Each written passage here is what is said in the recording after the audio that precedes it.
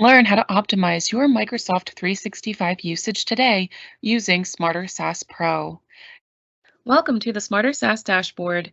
In this demonstration, I will review with you the updates made to Smarter SaaS Pro during May 2022 and have launched.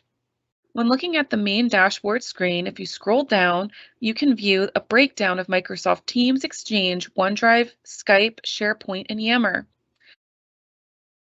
With this breakdown, you have the option of sending automatic emails to your end user clients. Looking at the SharePoint data, you have the option of seeing who is active versus who is inactive with their SharePoint subscription. However, another issue with SharePoint is the idea of SharePoint sprawl, which is whenever Microsoft Teams reallocates data to other sites, including SharePoint sites. And sometimes this data is untracked, unmonitored, and it leaves your data as an asset losing its value.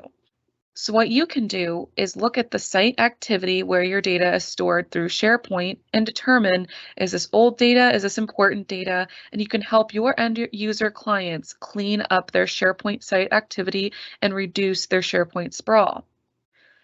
Looking at the OneDrive breakdown, you can see the active users versus the inactive users, and you can also see month-to-month breakdowns of the active or inactive user activity. Scrolling down, you can see a more in-depth view of user activity by breaking down the display name of the user, the last activity date, and how much storage is allocated versus how much storage is being used. Our next update is with Microsoft Exchange data. So here you get a full view of the email count, the mailbox storage, what emails were read, sent, received, delivered, and you can see who's an active versus inactive user.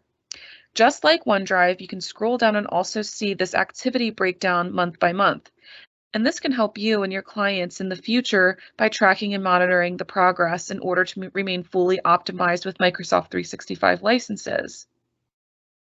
Our goal is to help your end user clients fully optimize their Microsoft 365 applications and boost their return on investment.